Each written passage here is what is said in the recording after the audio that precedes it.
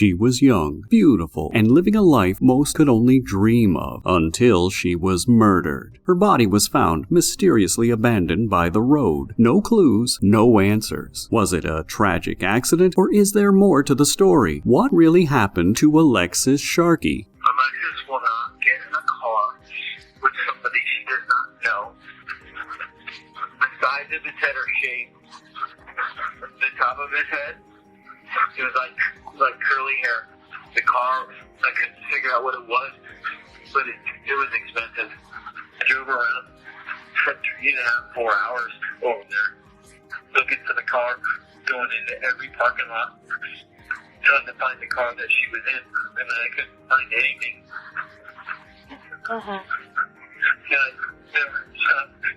Texting her, she was just ghosting me. On November 28, 2020, at around 8 a.m., a garbage truck driver was going about his routine work when he saw something unusual passing through the energy corridor in Harris County, Texas. He spotted feet sticking out of the bushes on the 1000 block of Red Hall Lane, right by the intersection of Katy Freeway and Eldridge Parkway. Unsure of what he was seeing, he immediately called his supervisor. He said he thought he seen a body or a mannequin, so he wasn't for sure. He wasn't going to stop because he was kind of, he was scared or whatever case may be. So he asked me to come out there and check it out. Richardson instructed the employee to continue with his pickups while he and a co-worker headed to Red Hall Lane to check it out for themselves. When they arrived at the location, they were stunned by what they found. As we was driving, we could see the feet, so we got out and looked, and there it was. She was laying there, deceased. She was no clothes on.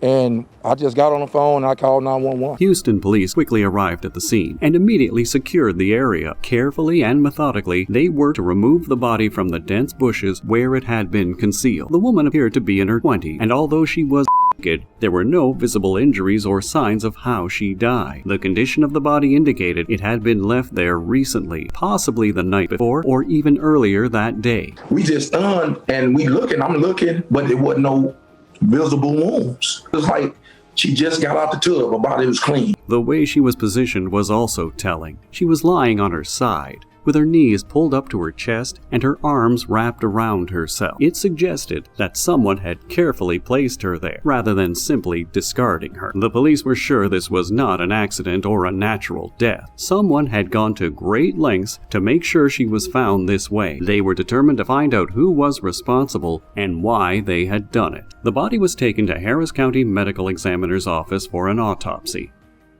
With no ID or personal belongings found on her, the police began the difficult task of identifying her. Fortunately, they didn't have to wait long. A young woman had been reported missing a few hours earlier, and the body matched her description. The police contacted the husband of the missing woman and asked him to come to the medical examiner's office to ID the body. The young woman was identified as 26-year-old Alexis Sharkey. Alexis Sharkey was born January 25, 1994, in Warren, Pennsylvania, to Michael and Stacy Robineau. She was premature. She was like 4 pounds, 9 ounces when I brought her home, and it was a fight. And we looked up the name Alexis, and it meant defender, strength. And we're like, yep, which was perfect because she fought to survive and to grow. Lovingly called Lexi, she grew up in Youngsville, Pennsylvania with her parents and 2 younger sisters. They were a close and loving family. Alexis had a happy childhood, and she grew into a beautiful young woman who was intelligent, kind, and generous. Everyone who knew her loved her. Alexis was a ray of sunshine. She was fun. Anytime she was in a gathering with people, she was just fun. She knew how to make it fun. She'd get the gatherings going. She would make people feel good about themselves. She was very warm, very inviting. She was truly beautiful inside and out. Very playful. And on top of all of that, she was very smart and very driven. She graduated summa cum laude with a biology degree, and she was a smart cookie, a very strong thinker, analytical, all around, truly. She was just wonderful.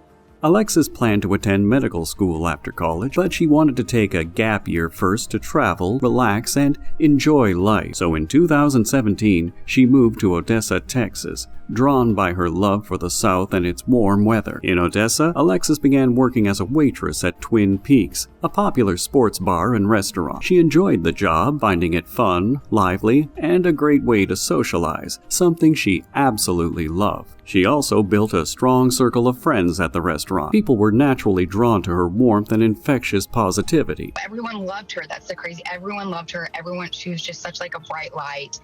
Her giggles all the time, and that's it. Like she's never a down person. She was definitely the spirit that we needed in our friend group. She brought so much joy. She kept us all together. And as Alexis began sharing this outgoing and vibrant side of herself on Instagram, she quickly attracted substantial attention. Through her carefully curated posts, she offered glimpses of her colorful world as she explored new places and embraced fresh experiences. During her time at Twin Peaks, Alexis also began dating Tom Sharkey, one of the restaurant's regular customers. Tom was 49 years old and more than 20 years older than Alexis. He was also known to be a womanizer and had been involved with numerous women throughout his life. He even had a son and a daughter from his previous marriage, but none of these factors seemed to bother Alexis. She was genuinely attracted to Tom, claiming to have fallen in love with his heart. Tom was 23 years older than Lexi. Only a few years younger than my dad, and I found that really odd. When she brought Tom home, it was for my 50th birthday. Lexi warned me. She's like, just so you know, I don't want to freak you out, but he's a little bit older. We just wanted to see what kind of guy he was. He was one big man. He seemed to really adore her. Really did. Their shared passion for travel also deepened their connection. Tom worked as a consultant in an oil industry, which required him to travel frequently. This appealed to Alexis since she loved traveling herself and wanted to explore the world. As their relationship grew, Alexis began featuring Tom in her vlogs and Instagram posts. He came across as a warm, charming man, and she seemed genuinely happy with him. Her social media following also grew organically, attracting attention from various beauty brands eager to have her promote their products, and Alexis found exponential success working with one of them. In just a few short months, Alexis made such incredible progress, she was able to quit her waitressing job and go all in on building her social media business. What started as a fun side hustle quickly turned into a full-blown career. With unwavering dedication and hard work, Alexis rose through the ranks of the beauty brand, eventually reaching the prestigious and extremely lucrative position of executive director. And it wasn't just about the money. This new career also gave Alexis an exciting social life, with plenty of new friends and fun experiences. She frequently posted glimpses of her seemingly perfect life, including vlogs of her travels to exotic destinations like the Cayman Islands and Cancun. As her career soared, Alexis's relationship with Tom blossomed as well, and by the summer of 2019, they were engaged. Their life together looked picture perfect, and they seemed to be truly happy. After their engagement, Alexis and Tom decided to relocate to Grand Junction, Colorado. Alexis shared the news on Instagram, calling it a big step for them and the beginning of their next chapter. For the rest of the year, they explored Colorado's natural beauty and shared it all on social media with stunning photos and happy memories. But despite all these joyful moments, they eventually decided to return to Texas. They didn't share the reason, simply stating that Colorado wasn't the right fit for them. But before moving back to Texas, Alexis and Tom took a 25-day road trip through the scenic landscapes of New Mexico, Arizona, Utah, and Colorado. Alexis documented every moment in a vlog, giving her followers an intimate look into her relationship with candid, unfiltered moments. In December 2019, they got married at a courthouse in Colorado, and in early 2020, they moved back to Texas and settled down in Houston. When Alexis first moved to Houston, she was eager to meet new people, so she joined the Bumble BFF app to find friends. Through the app, she connected with Tanya Ricardo, a divorced mother who was also looking for new friendships. She moved here in January, and we met, within weeks of her moving here. I was kind of looking for a new group of friends, and I brought this group of friends together, and she showed up to this dinner. And since that day, she's just been part of our circle. Alexis introduced her new friends to some of her work friends, and they all clicked instantly. They became a close-knit group. They offered each other unwavering support and enjoyed spending time together. They even had a group chat where they talked every day. But there was one thing that stood out. Alexis never really talked about Tom. Most of the women were married or in a serious relationship, so their conversations often centered around their partners. They shared funny stories, vented about their annoying little habits, or simply talked about how much they loved them.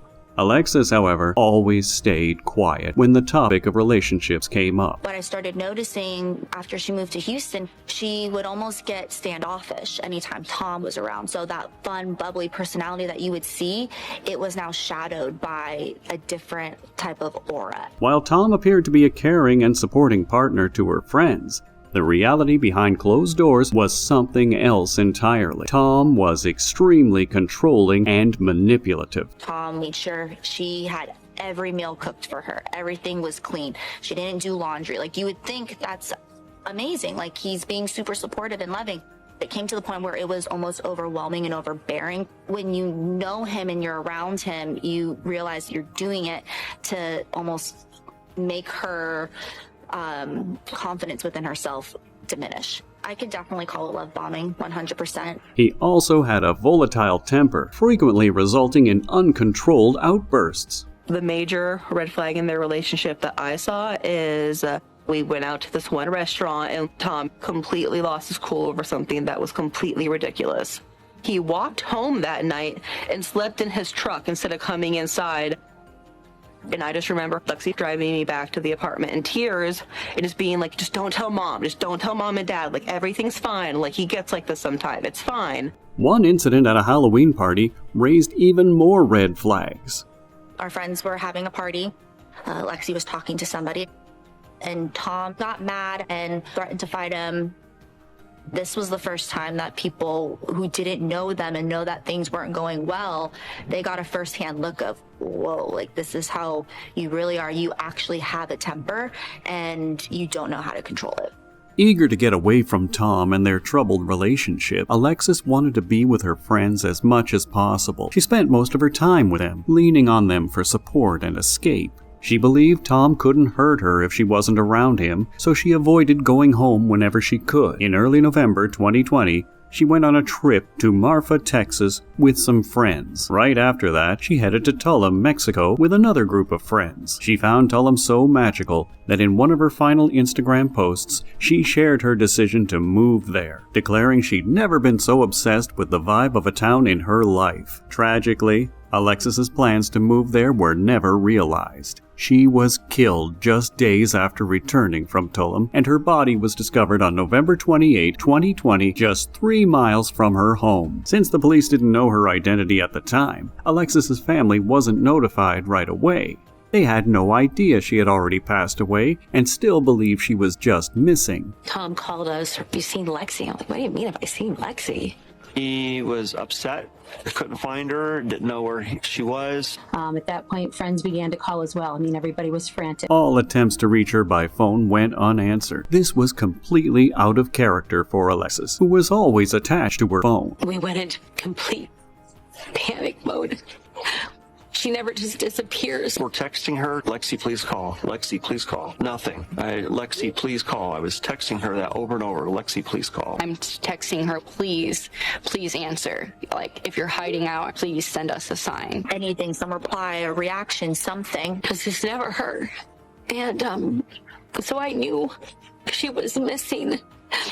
It wasn't on her own will. Her friends officially reported her missing later that evening, unaware that it was already too late. They even took to social media, sharing posts about her disappearance that quickly gained media attention and sparked widespread concern. Everyone was holding on to hope that she would come home safe. So, when the news of her death finally broke, it was absolutely devastating. Her family and friends couldn't believe that someone so full of life, laughter, and energy was suddenly gone. In their hearts, they knew something wasn't right, and they immediately suspected foul play. I don't know what happened, but I do know it was not an accident. Do you believe that she was murdered? I do believe she was murdered.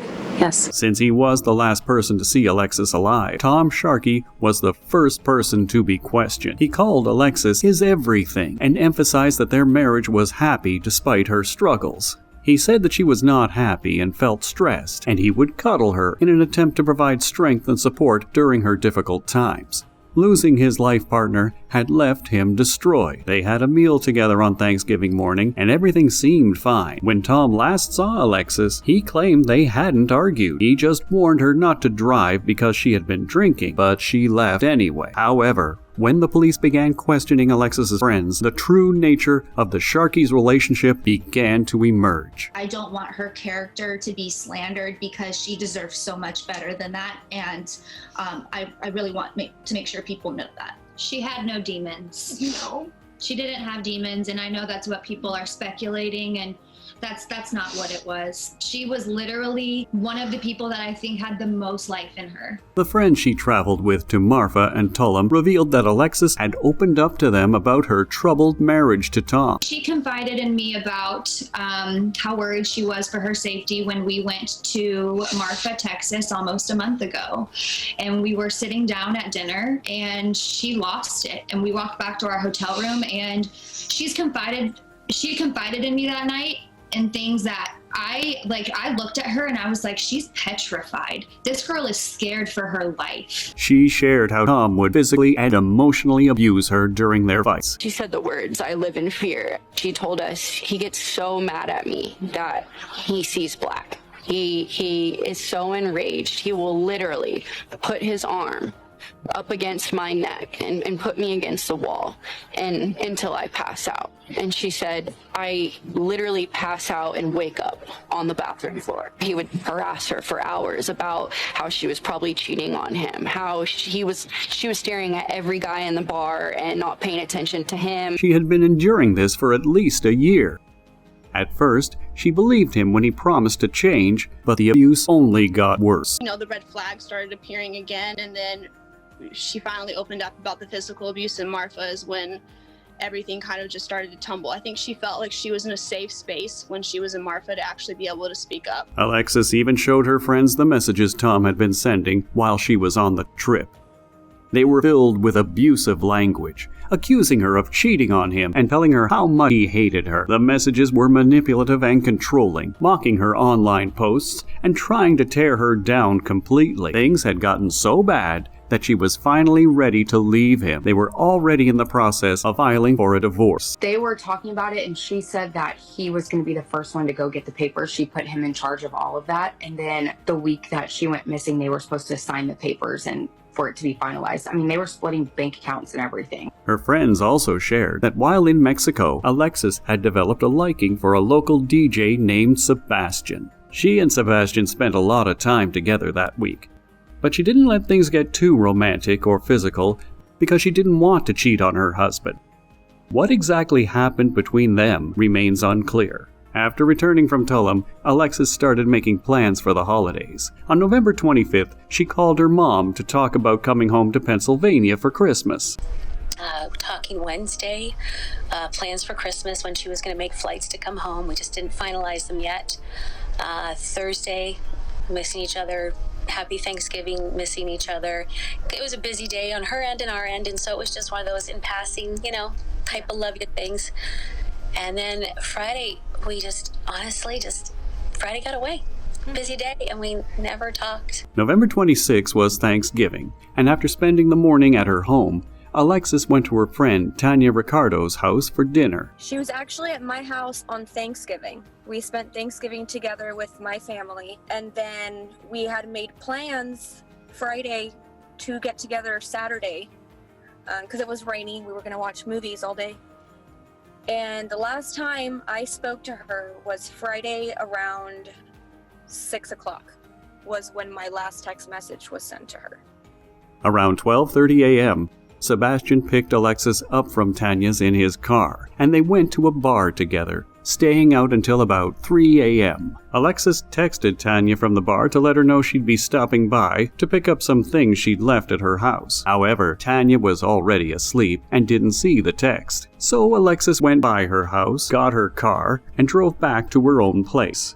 The next day, on November 27, was Black Friday. A huge day for brands and for influencers like Alexis, who were always promoting their favorite products. Her friends had already started posting sales deals early that morning, right after Thanksgiving dinner. But Alexis was uncharacteristically silent on social media. It was unusual for her to not post anything on a day like Black Friday, especially since she normally shared updates every few hours. None of us saw her posting on Friday.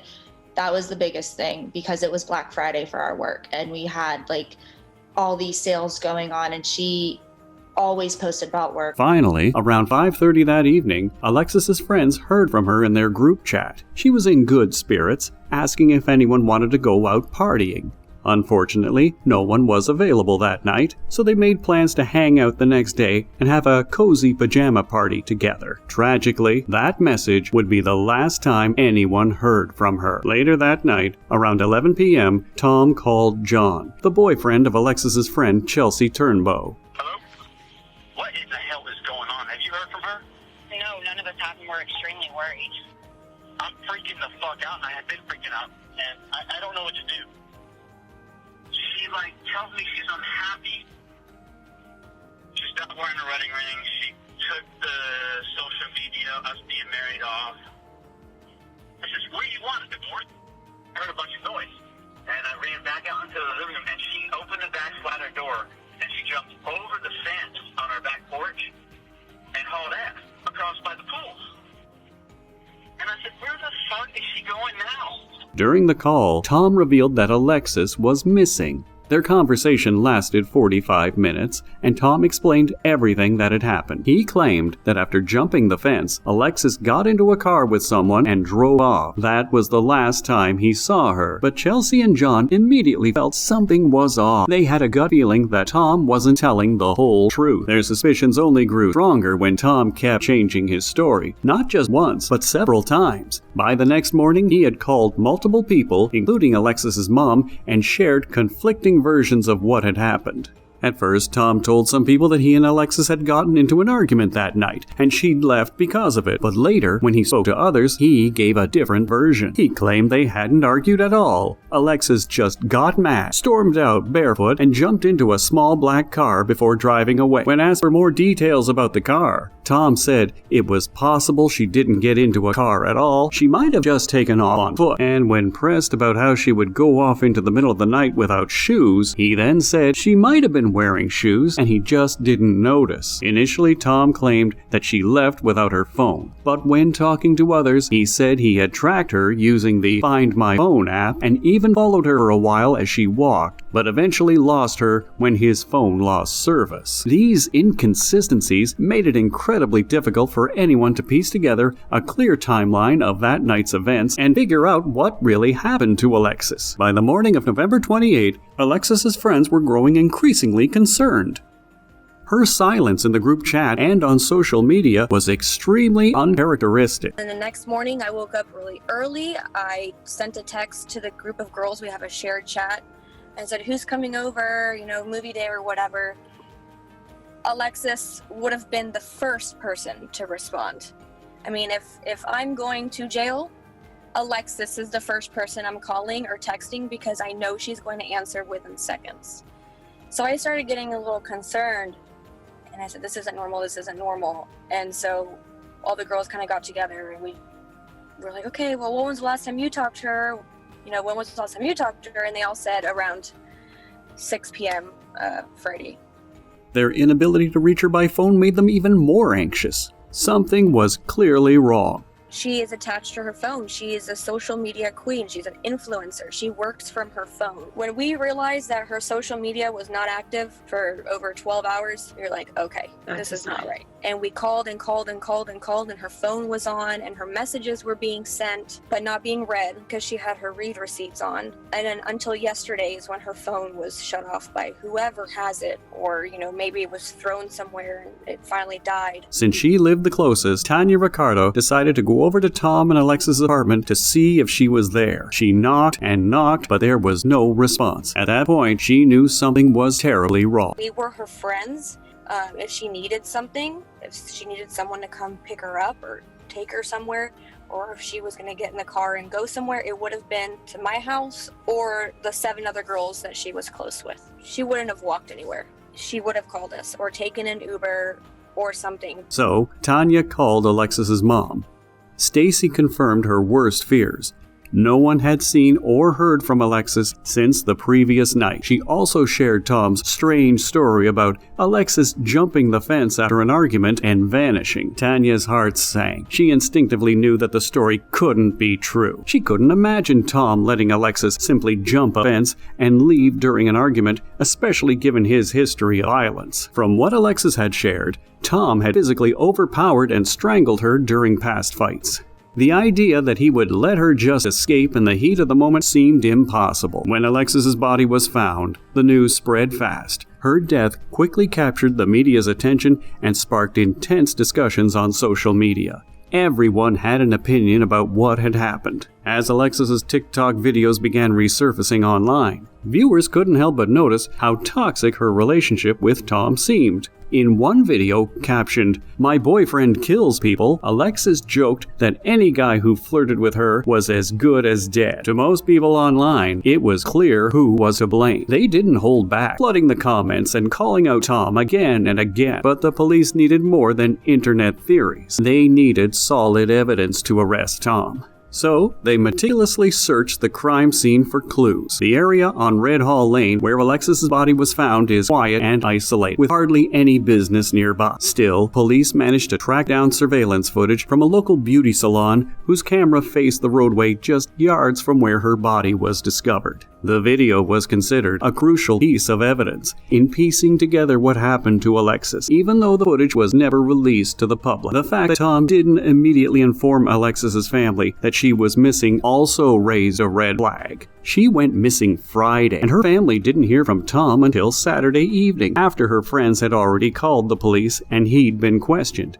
It was only then, when he knew they were going to hear about it, that he finally reached out. Another particularly disturbing detail that cast even more suspicion on Tom Sharkey was his failure to claim Alexis's body and arrange a proper burial for her. Even though Alexis's body had been at the coroner's office for over 2 weeks, it still hadn't been released. Since Tom was listed as her next of kin, he had the final say on what would happen to her remains. However, Tom never reached out to them to make any arrangements. And he had said all along that he was willing to let her come home. It just was a very strange, I'd almost call it fight to get her. There was a lot of pulling back and changing mind and stalling.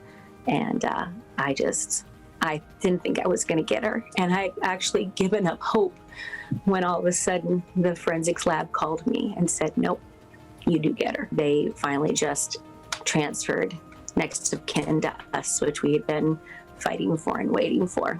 A private funeral for Alexis was held on December 19, 2020. The service was intentionally kept secret from Tom. Her family didn't want any more drama. They wanted the day to be about remembering Alexis and the bright, loving person she was. The result of her autopsy were also finally made public on January 19, 2021. It confirmed what many had feared. Alexis had been murdered. She had died from strangulation. This was a huge finding. It ended any speculation that she died by accident or overdose. Strangulation is an incredibly personal crime. It's rarely random and usually points to a killer with a deep personal connection to the victim.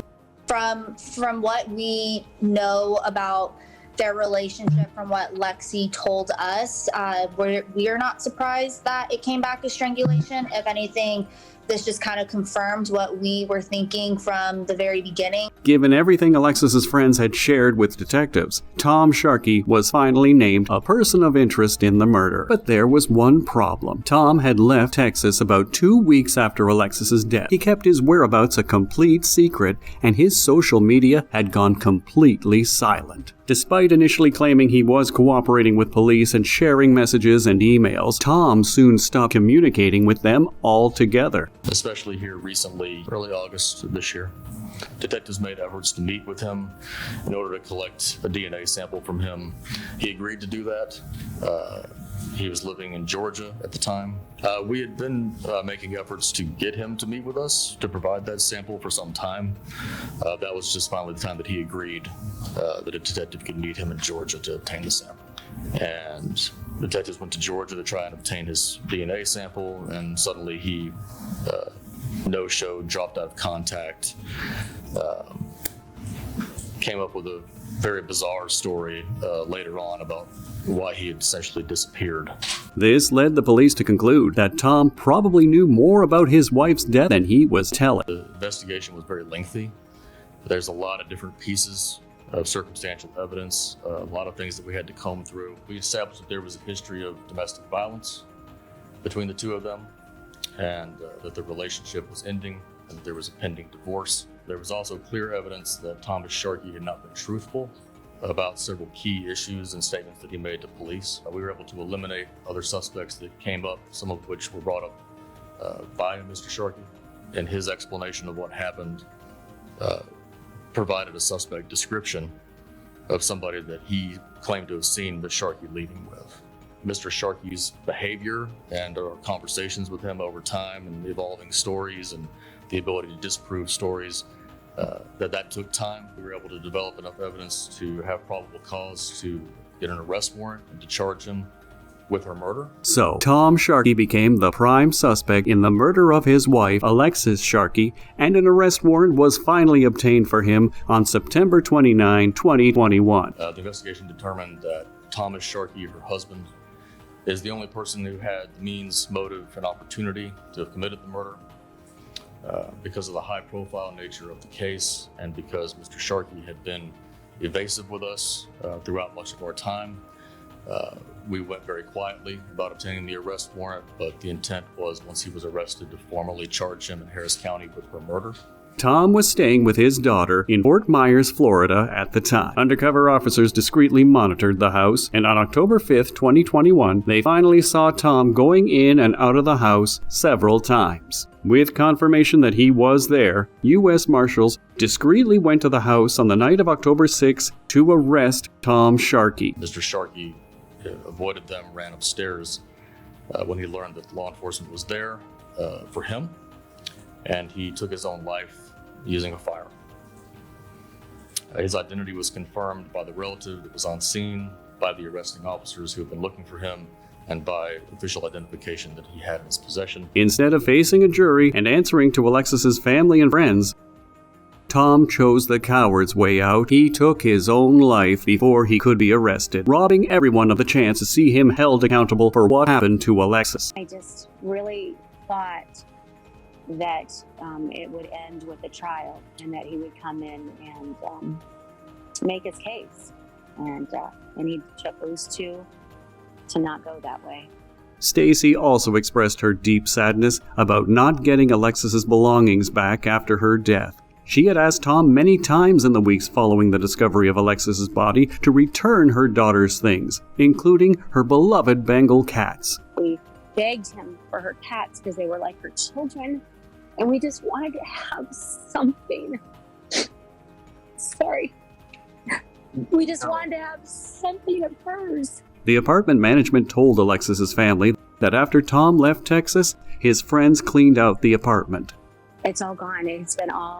It was all taken from the apartment. It was, we asked Tom for it many times, and he would tell us that, I'll get it to you, I'm going through it, and then he ghosted us, and we have no idea where any of it's at. With Tom's death, the investigation into Alexis Sharkey's murder effectively came to an end. Detectives were confident he had acted alone and there were no other suspects. What no one knew was that Alexis had kept a journal where she documented everything. When detectives shared it with her parents, they were stunned by what they read. Unbeknownst to any of us, Lexi had been recording her experiences. The police shared those with us. It broke my heart. It broke my heart that she was living in the situation she was, and she did not come to us about it.